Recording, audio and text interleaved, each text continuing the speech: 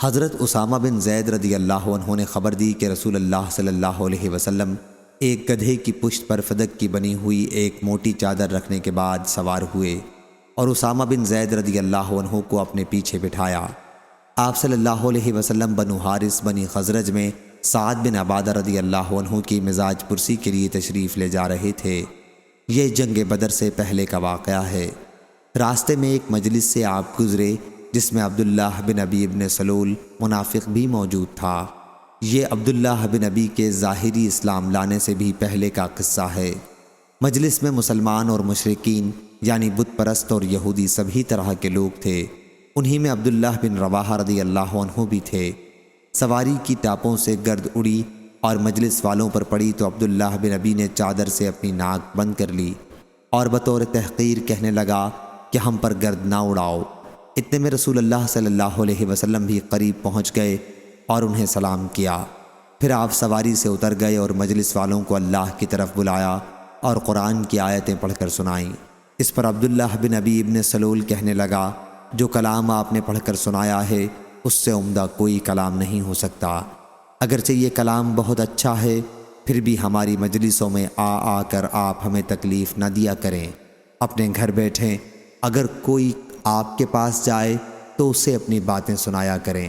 یہ سن کر عبداللہ بن رواحہ رضی اللہ عنہ نے کہا، ضرور یا رسول اللہ، آپ ہماری مجلسوں میں تشریف لایا کریں، ہم اسی کو پسند کرتے ہیں۔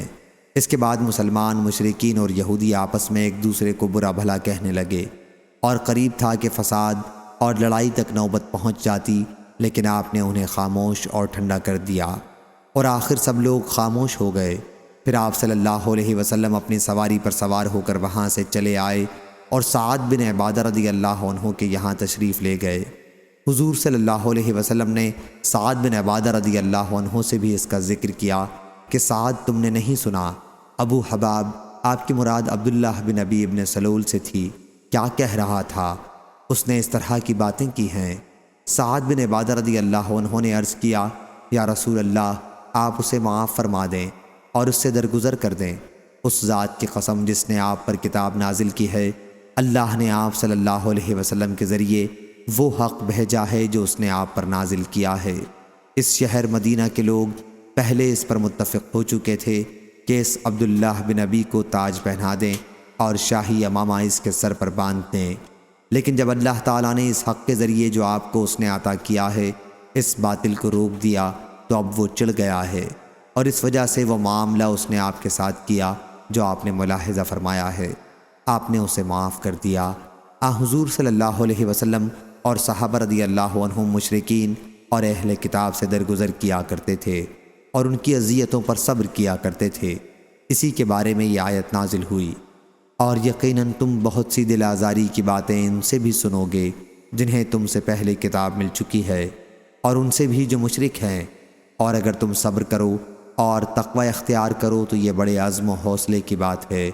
اور اللہ تعالیٰ نے فرمایا، بہت سے اہل کتاب تو دل ہی سے چاہتے ہیں کہ تمہیں ایمان لے آنے کے بعد پھر سے کافر بنا لیں، حسد کی راہ سے جو ان کے دلوں میں ہے، آخر آیت تک۔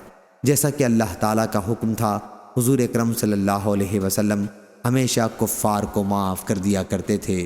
آخر اللہ تعالیٰ نے آپ کو ان کے ساتھ جنگ کی اجازت دے دی، اور جب آپ نے غزوہ بدر کیا تو اللہ تعالیٰ کی منشا کے مطابق قریش کے کافر سردار اس میں مارے گئے، تو عبداللہ بن ابی ابن سلول اور اس کے دوسرے مشرک اور بت پرست ساتھیوں نے آپس میں مشورہ کر کے ان سب نے بھی حضور اکرم صلی اللہ علیہ وسلم سے اسلام پر بیعت کر لی اور ظاہراً اسلام میں داخل ہو گئے۔ صحیح بخاری حدیث نمبر 4566۔